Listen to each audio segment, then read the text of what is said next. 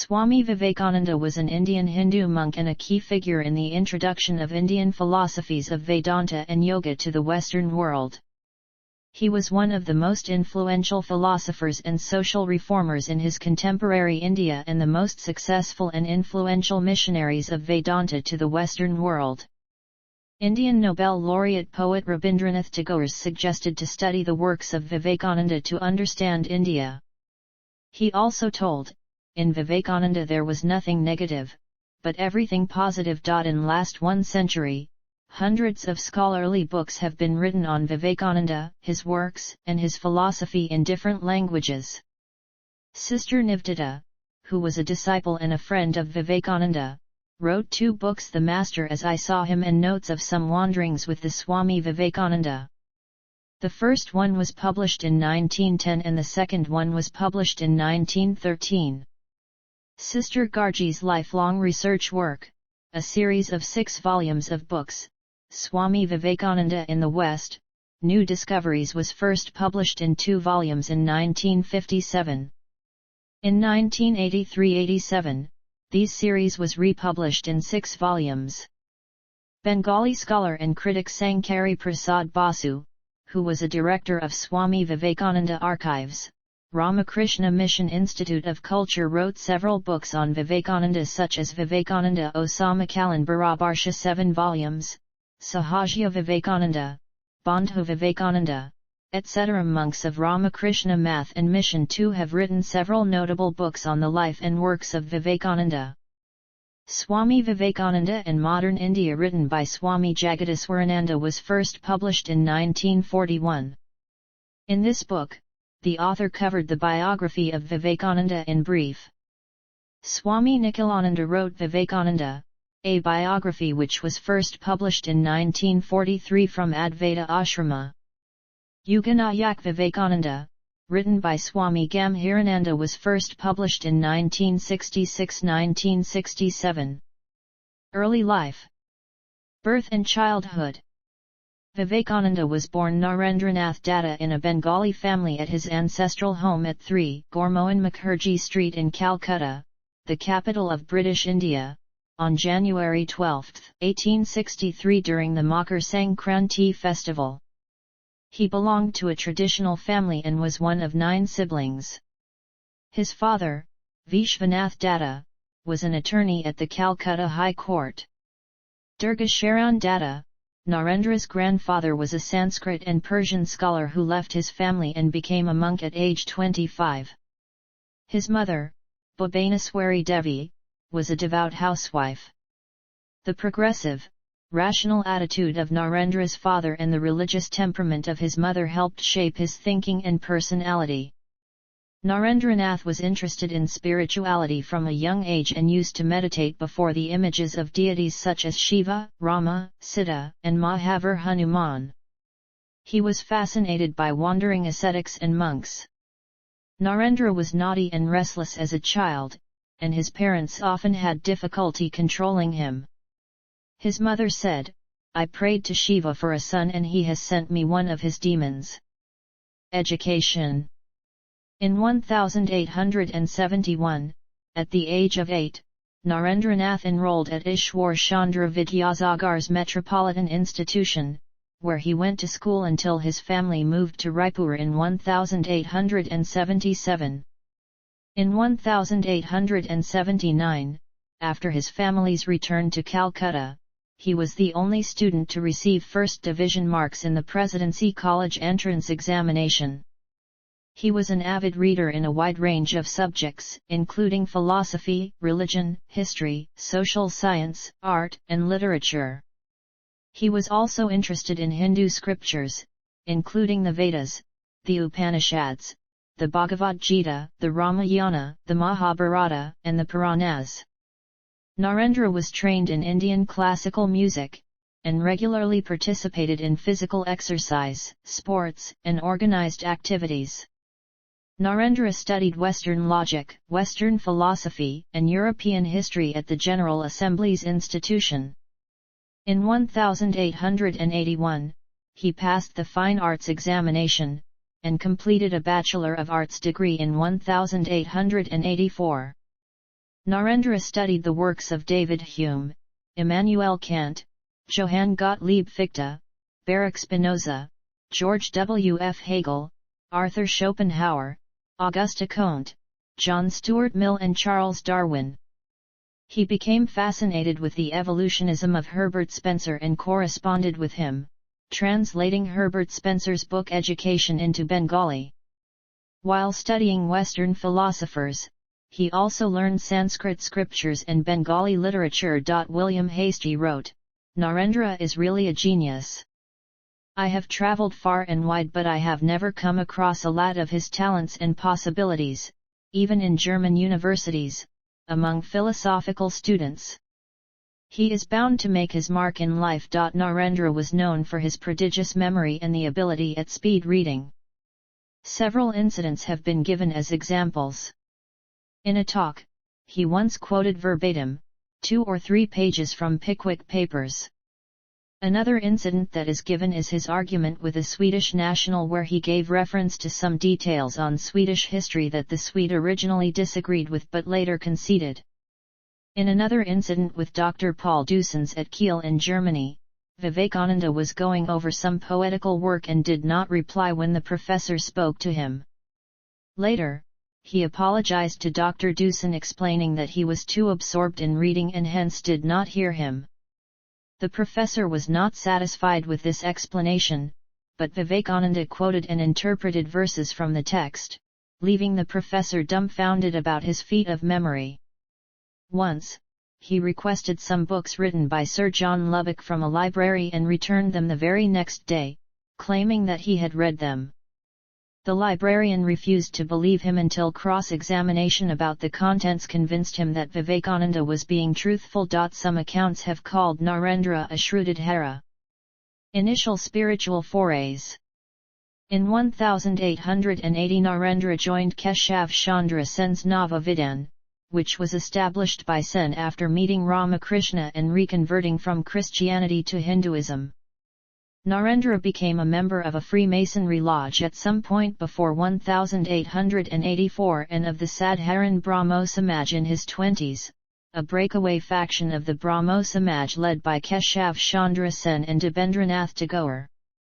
From 1881 to 1884, he was also active in Sen's Band of Hope, which tried to discourage youths from smoking and drinking. It was in this cultic milieu that Narendra became acquainted with Western esotericism.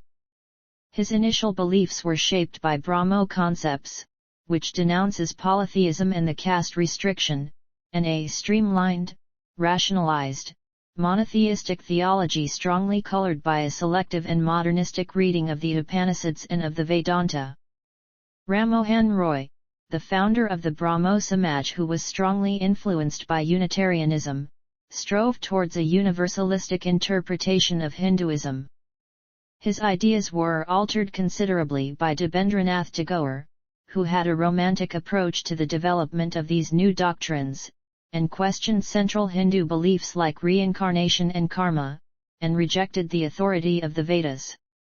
Tagore also brought this neo-Hinduism closer in line with Western esotericism, a development which was furthered by Senator Sen. Was influenced by Transcendentalism, an American philosophical religious movement strongly connected with Unitarianism, which emphasized personal religious experience over mere reasoning and theology.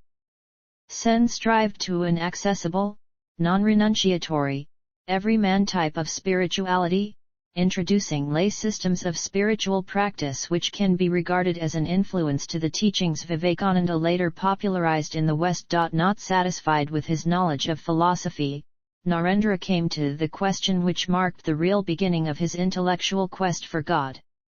He asked several prominent Calcutta residents if they had come face to face with God, but none of their answers satisfied him.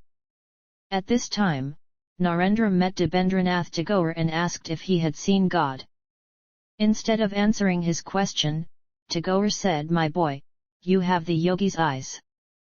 According to Banhudi, it was Ramakrishna who really answered Narendra's question, by saying, "Yes, I see him as I see you, only in an infinitely intenser sense."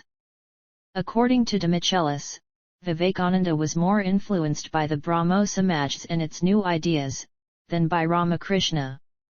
Swami Vivekananda agrees that the Brahmo Samaj was a formative influence, but that it was Narendra's momentous encounter with Ramakrishna that changed the course of his life by turning him away from Brahmoism. According to de Michelis, it was Sen's influence who brought Vivekananda fully into contact with Western esotericism, and it was also via Sen that he met Ramakrishna. Meeting Ramakrishna. In 1881 Narendra first met Ramakrishna, who became his spiritual focus after his own father had died in 1884. Narendra's first introduction to Ramakrishna occurred in a literature class at General Assembly's institution when he heard Professor William Hastie lecturing on William Wordsworth's poem, The Excursion. While explaining the word trance in the poem, Hastie suggested that his students visit Ramakrishna of Dakshinaswar to understand the true meaning of trance. This prompted some of his students to visit Ramakrishna. They probably first met personally in November 1881, though Narendra did not consider this their first meeting, and neither man mentioned this meeting later. At this time, Narendra was preparing for his upcoming FA examination, when Ramchandra Datta accompanied him to Surendranath Mitra's house where Ramakrishna was invited to deliver a lecture. According to Makarand Paranjape, at this meeting Ramakrishna asked young Narendra to sing. Impressed by his singing talent, he asked Narendra to come to Dakshinaswar. In late 1881 or early 1882, Narendra went to Dakshinaswar with two friends and met Ramakrishna. This meeting proved to be a turning point in his life. Although he did not initially accept Ramakrishna as his teacher and rebelled against his ideas, he was attracted by his personality and began to frequently visit him at Dakshinaswar. He initially saw Ramakrishna's ecstasies and visions as mere figments of imagination and hallucinations. As a member of Brahmo Samaj, he opposed idol worship, polytheism, and Ramakrishna's worship of Kali.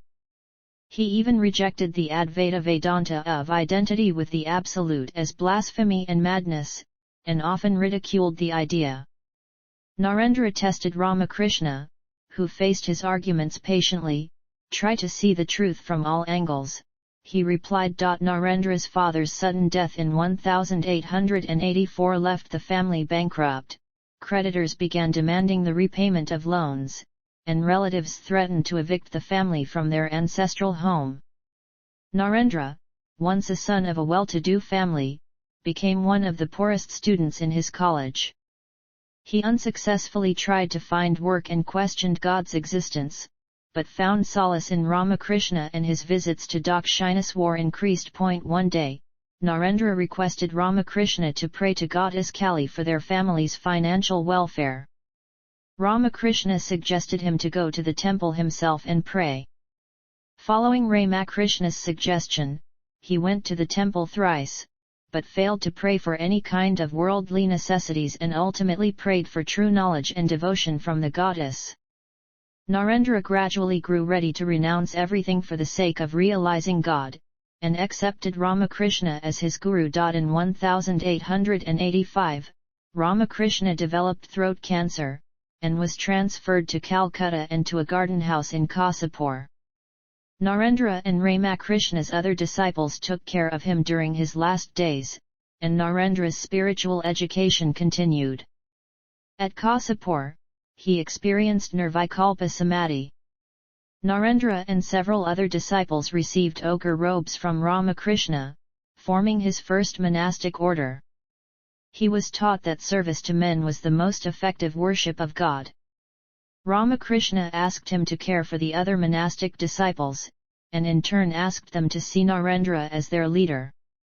Ramakrishna died in the early morning hours of August 16, 1886 in Kasipur. Founding of Ramakrishna Math. After Ramakrishna's death, his devotees and admirers stopped supporting his disciples. Unpaid rent accumulated, and Narendra and the other disciples had to find a new place to live. Many returned home, adopting a grihastha way of life. Narendra decided to convert a dilapidated house at Baranagar into a new math for the remaining disciples. Rent for the Baranagar math was low, raised by holy begging. The math became the first building of the Ramakrishna math, the monastery of the monastic order of Ramakrishna. Narendra and other disciples used to spend many hours in practicing meditation and religious austerities every day. Narendra later reminisced about the early days of the monastery. We underwent a lot of religious practice at the Baranagar math. We used to get up at 3 a.m. and become absorbed in japa and meditation. What a strong spirit of detachment we had in those days. We had no thought even as to whether the world existed or not. In 1887, Narendra compiled a Bengali song anthology named Sangeet Kalpataru with Vaishnav Sharan Bazak. Narendra collected and arranged most of the songs of this compilation, but could not finish the work of the book for unfavorable circumstances. Monastic vows. In December 1886, the mother of Baburam invited Narendra and his other brother monks to Antpur village. Narendra and the other aspiring monks accepted the invitation and went to Antpur to spend a few days. In Antpur, in the Christmas Eve of 1886, Narendra and 8 other disciples took formal monastic vows. They decided to live their lives as their master lived. Narendranath took the name Swami Vivekananda. Travels in India. In 1888, Narendra left the monastery as a Parivrajaka, the Hindu religious life of a wandering monk, without fixed abode, without ties, independent, and strangers wherever they go. His sole possessions were a Kamandalu, staff, and his 2 favorite books, the Bhagavad Gita and the Imitation of Christ. Narendra travelled extensively in India for 5 years, visiting centres of learning and acquainting himself with diverse religious traditions and social patterns. He developed sympathy for the suffering and poverty of the people, and resolved to uplift the nation. Living primarily on Bhiksha, Narendra travelled on foot and by railway.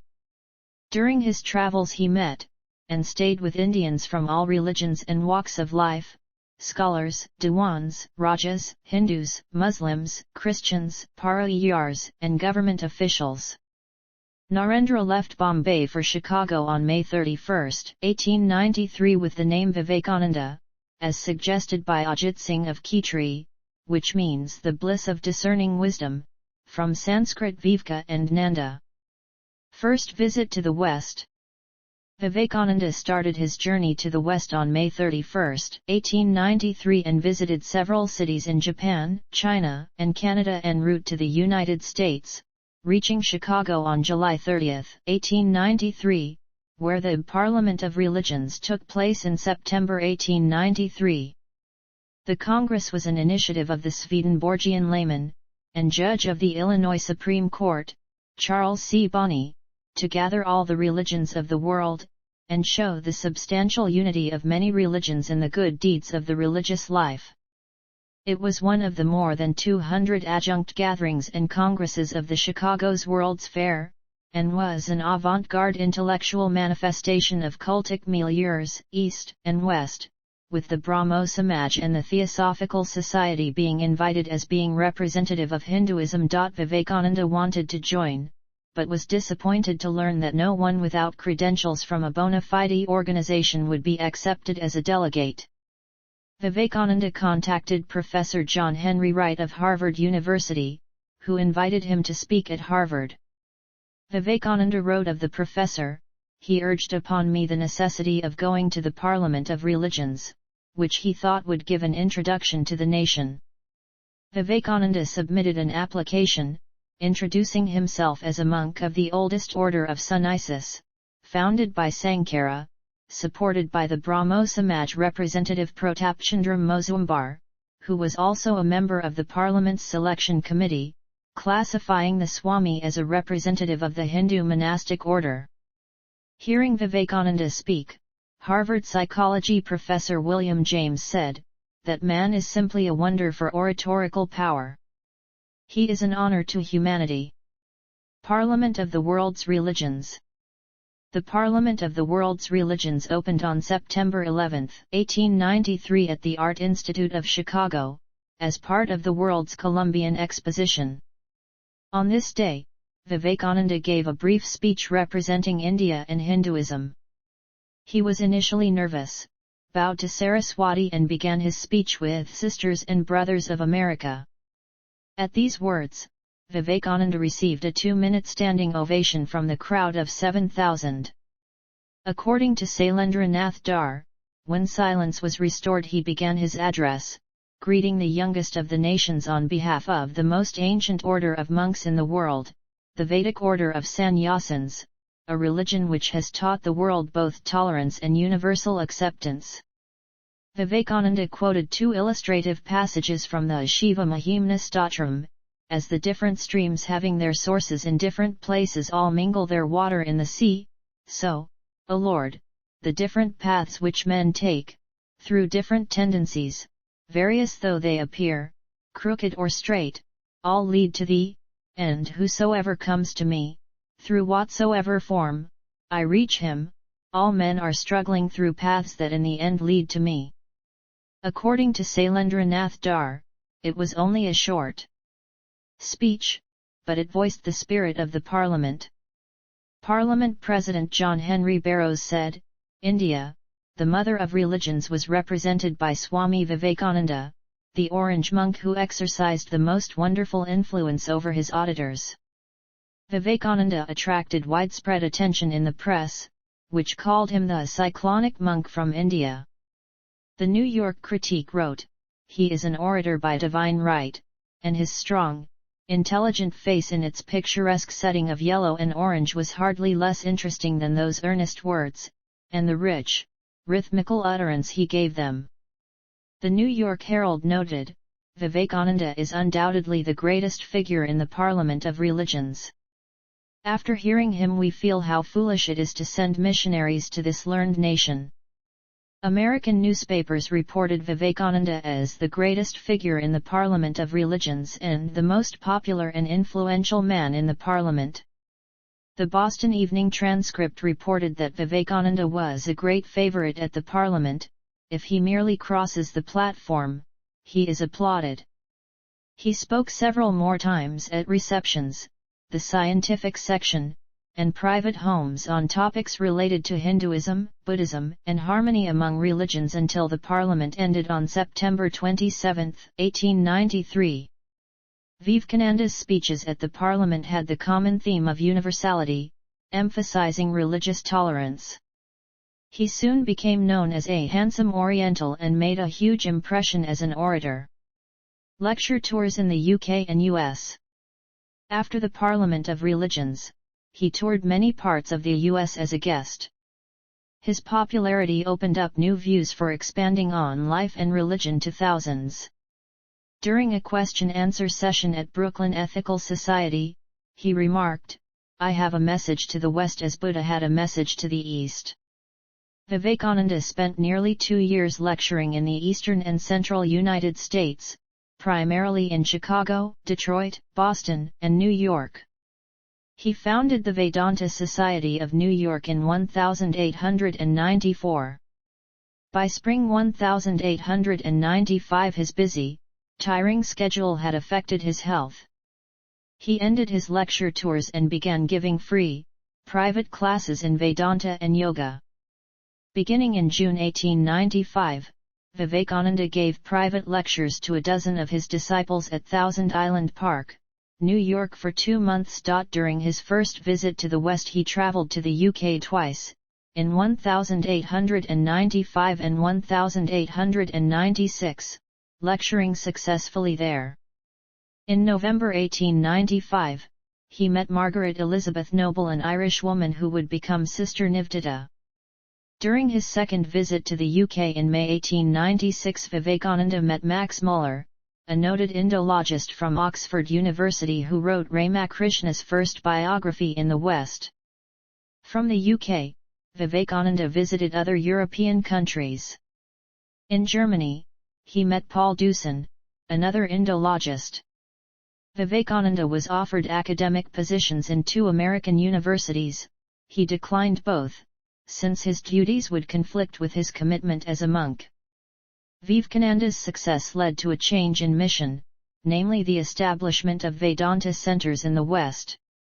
Vivekananda adapted traditional Hindu ideas and religiosity to suit the needs and understandings of his Western audiences, who were especially attracted by and familiar with Western esoteric traditions and movements like Transcendentalism and New Thought. An important element in his adaptation of Hindu religiosity was the introduction of his 4 yogas model, which includes Raja Yoga, his interpretation of Patanjali's Yoga Sutras, which offered a practical means to realize the divine force within, which is central to modern Western esotericism. In 1896, his book Raja Yoga was published, becoming an instant success. It was highly influential in the Western understanding of yoga, in Elizabeth de Michelis's view marking the beginning of modern yoga. Vivekananda attracted followers and admirers in the US and Europe, including Josephine MacLeod, Betty Leggett, Lady Sandwich, William James, Josiah Royce, Robert G. Ingersoll, Lord Kelvin, Harriet Monroe, Ella Wheeler Wilcox, Sarah Bernhardt, Nikola Tesla, Emma Cav, and Hermann Ludwig. Ferdinand von Helmholtz. He initiated several followers. Marie-Louise became Swami Abhayananda, and Leon Landsberg became Swami Kripananda, so that they could continue the work of the mission of the Vedanta Society. This society still is filled with foreign nationals and is also located in Los Angeles. During his stay in America, Vivekananda was given land in the mountains to the southeast of San Jose, California to establish a retreat for Vedanta students. He called it Peace Retreat, or Shanti Ashrama. The largest American center is the Vedanta Society of Southern California in Hollywood, one of the 12 main centers. There is also a Vedanta Press in Hollywood which publishes books about Vedanta and English translations of Hindu scriptures and texts. Christina Greenstidle of Detroit was also initiated by Vivekananda with a mantra, and she became Sister Christine, and they established a close father-daughter relationship. From the West, Vivekananda revived his work in India. He regularly corresponded with his followers and brother monks, offering advice and financial support. His letters from this period reflect his campaign of social service, and were strongly worded. He wrote to Akhandananda, "Go from door to door amongst the poor and lower classes of the town of Khetri and teach them religion. Also, let them have oral lessons on geography and such other subjects. No good will come of sitting idle and having princely dishes, and saying Ramakrishna, O Lord, unless you can do some good to the poor." In 1895, Vivekananda founded the periodical Brahmavadan to teach the Vedanta. Later, Vivekananda's translation of the first 6 chapters of The Imitation of Christ was published in Brahmavadan in 1899. Vivekananda left for India on December 16, 1896 from England with his disciples Captain and Mrs. Severe and J. Goodwin. On the way, they visited France and Italy, and set sail for India from Naples on December 30, 1896. He was later followed to India by Sister Nivedita, who devoted the rest of her life to the education of Indian women and India's independence. Back in India, the ship from Europe arrived in Colombo, British Ceylon on January 15, 1897, and Vivekananda received a warm welcome. In Colombo, he gave his first public speech in the East. From there on, his journey to Calcutta was triumphant. Vivekananda travelled from Colombo to Pamban, Rameswaram, Ramad, Madurai, Kumbakonam and Madras, delivering lectures. Common people and Rajas gave him an enthusiastic reception. During his train travels, people often sat on the rails to force the train to stop, so they could hear him. From Madras, he continued his journey to Calcutta and Almora. While in the west, Vivekananda spoke about India's great spiritual heritage. In India, he repeatedly addressed social issues, uplifting the people, eliminating the caste system, promoting science and industrialization, addressing widespread poverty and ending colonial rule. These lectures, published as Lectures from Colombo to Almora, demonstrate his nationalistic fervor and spiritual ideology. On May 1, 1897 in Calcutta, Vivekananda founded the Ramakrishna Mission for Social Service. Its ideals are based on Karma Yoga, and its governing body consists of the trustees of the Ramakrishna Math. Both Ramakrishna Math and Ramakrishna Mission have their headquarters at Belur Math. Vivekananda founded two other monasteries, one in Mayavati in the Himalayas, the Advaita Ashrama, and another in Madras. Two journals were founded, Prabuddha Bharata in English and Udbodhan in Bengali. That year, famine relief work was begun by Swami Akhandananda in the Murshidabad district. Vivekananda earlier inspired Jamsetji Tata to set up a research and educational institution when they travelled together from Yokohama to Chicago on Vivekananda's first visit to the West in 1893. Tata now asked him to head his Research Institute of Science. Vivekananda declined the offer, citing a conflict with his spiritual interests. He visited Punjab, attempting to mediate an ideological conflict between Arya Samaj and Sanatan. After brief visits to Lahore, Delhi, and Khetri, Vivekananda returned to Calcutta in January 1898. He consolidated the work of the math and trained disciples for several months. Vivekananda composed Khandana Bhava Bandhana, a prayer song dedicated to Ramakrishna, in 1898. Second visit to the West and final years. Despite declining health, Vivekananda left for the West for a second time in June 1899, accompanied by Sister Nivdita and Swami Turiyananda. Following a brief stay in England, he went to the United States. During this visit, Vivekananda established Vedanta societies in San Francisco and New York and founded a Shanti Ashrama in California. He then went to Paris for the Congress of Religions in 1900. His lectures in Paris concerned the worship of the lingam and the authenticity of the Bhagavad Gita. Vivekananda then visited Brittany, Vienna, Istanbul, Athens, and Egypt. The French philosopher Jules Bois was his host for most of this period, until he returned to Calcutta on December 9, 1900. After a brief visit to the Advaita Ashrama in Mayavati, Vivekananda settled at Belur Math, where he continued coordinating the works of Ramakrishna Mission, the Math, and the work in England and the US. He had many visitors, including royalty and politicians. Although Vivekananda was unable to attend the Congress of Religions in 1901 in Japan due to deteriorating health, he made pilgrimages to Bodh Gaya and Varanasi. Declining health restricted his activity. Death. On July 4, 1902, Vivekananda awoke early, went to the monastery at Belur Math and meditated for 3 hours. He taught Shukla Yajurveda, Sanskrit grammar and the philosophy of yoga to pupils, later discussing with colleagues a planned Vedic college in the Ramakrishna Math. At 7 p.m. Vivekananda went to his room, asking not to be disturbed. He died at 9:20 p.m. while meditating. According to his disciples, Vivekananda attained Mahasamadhi.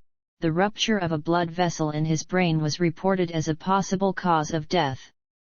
His disciples believed that the rupture was due to his Brahmarandhra being pierced when he attained Mahasamadhi. Vivekananda fulfilled his prophecy that he would not live 40 years. He was cremated on a sandalwood funeral pyre on the bank of the Ganga in Belur, opposite where Ramakrishna was cremated 16 years earlier. Teachings and philosophy. While synthesizing and popularizing various strands of Hindu thought, most notably classical yoga and Vedanta, Vivekananda was influenced by Western ideas such as universalism, via Unitarian missionaries who collaborated with the Brahmo Samaj. His initial beliefs were shaped by Brahmo concepts, which included belief in a formless God and the deprecation of idolatry, and a streamlined, rationalized, monotheistic theology strongly colored by a selective and modernistic reading of the Upanishads and of the Vedanta. He propagated the idea that the divine, the absolute, exists within all human beings regardless of social status, and that seeing the divine as the essence of others will promote love and social harmony. Via his affiliations with Keshub Chandra Sen's Nava Vidhan, the Freemasonry Lodge, the Sadharan Brahmo Samaj, and Sen's Band of Hope, Vivekananda became acquainted with Western esotericism. He was also influenced by Ramakrishna, who gradually brought Narendra to a Vedanta-based worldview that provides the ontological basis for Ivaham Javar Sev, the spiritual practice of serving human beings as actual manifestations of God. Vivekananda propagated that the essence of Hinduism was best expressed in Adi Shankara's Advaita Vedanta philosophy. Nevertheless, following Ramakrishna, and in contrast to Advaita Vedanta, Vivekananda believed that the Absolute is both immanent and transcendent.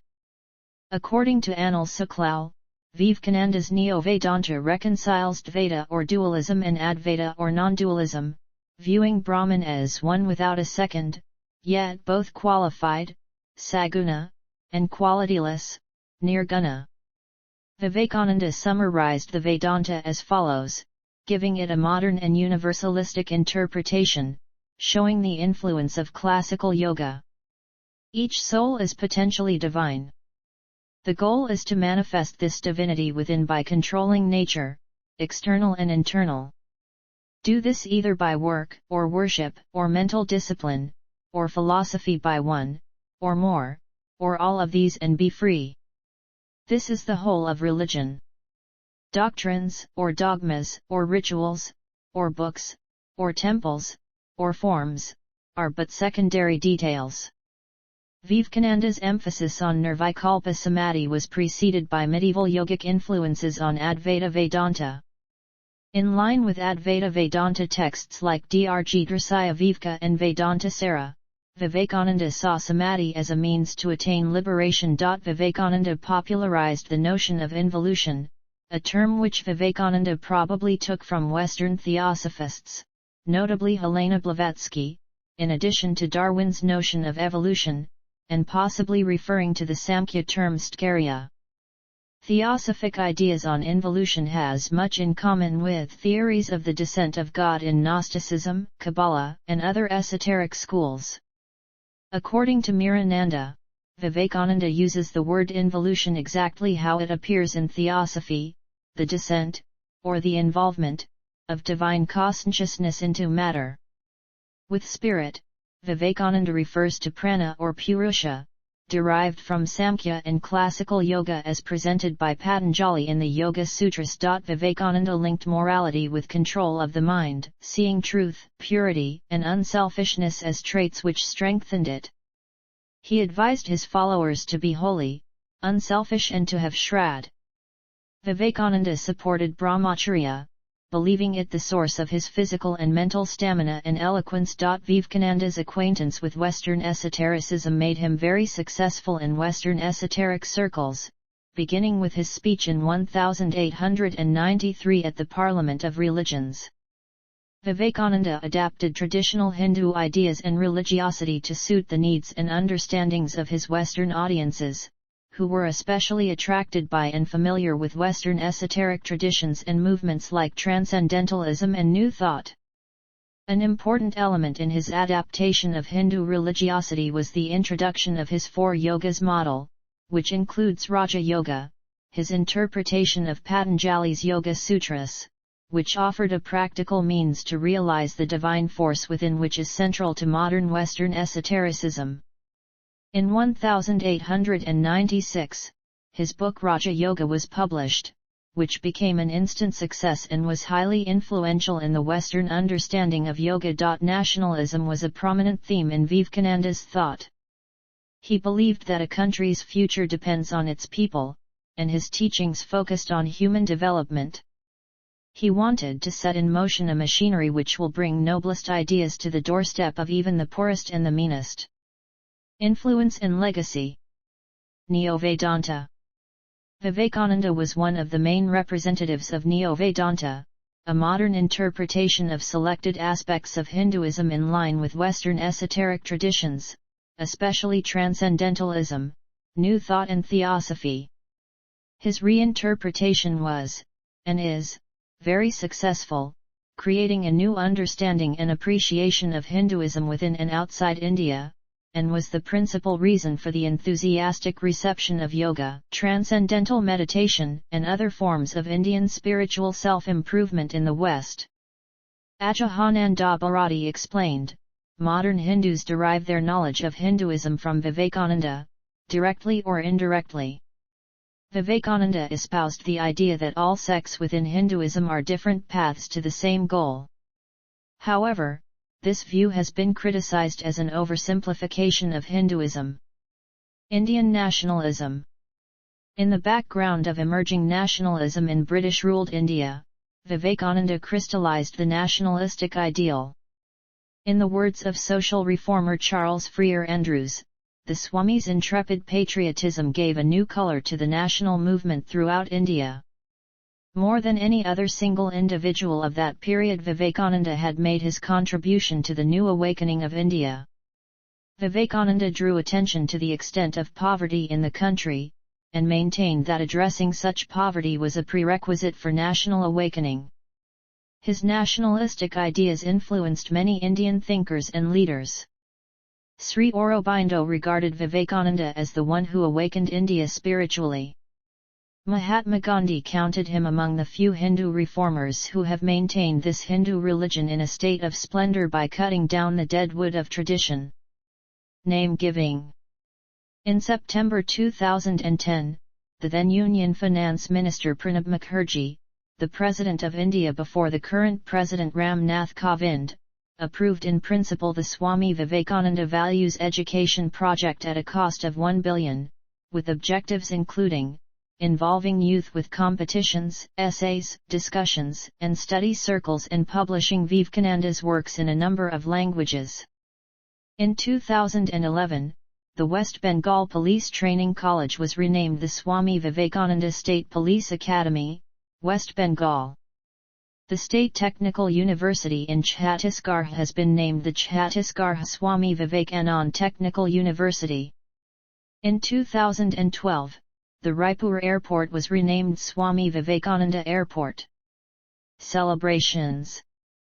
While National Youth Day in India is observed on his birthday, January 12, the day he delivered his masterful speech at the Parliament of Religions, September 11, 1893, is World Brotherhood Day. The 150th birth anniversary of Swami Vivekananda was celebrated in India and abroad. The Ministry of Youth Affairs and Sports in India officially observed 2013 as the occasion in a declaration. Movies. Indian film director Utpal Sinha made a film, The Light, Swami Vivekananda as a tribute for his 150th birth anniversary.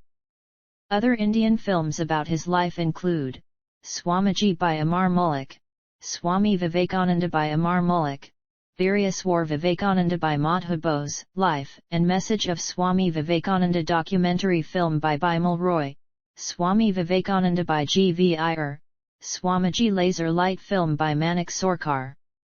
Sound of Joy, an Indian 3D animated short film directed by Sukankan Roy depicts the spiritual journey of Vivekananda. It won the National Film Award for Best Non-Feature Animation Film in 2014. Works. Lectures. Although Vivekananda was a powerful orator and writer in English and Bengali, he was not a thorough scholar, and most of his published works were compiled from lectures given around the world which were mainly delivered impromptu and with little preparation. His main work, Raja Yoga, consists of talks he delivered in New York. Literary works. Bardhaman Bharat meaning present-day India is an erudite Bengali language essay written by him, which was first published in the March 1899 issue of Udbodhan, the only Bengali language magazine of Ramakrishna Math and Ramakrishna Mission. The essay was reprinted as a book in 1905 and later compiled into the fourth volume of the complete works of Swami Vivekananda. In this essay his refrain to the readers was to honor and treat every Indian as a brother irrespective of whether he was born poor or in lower caste. Publications. See also Notes.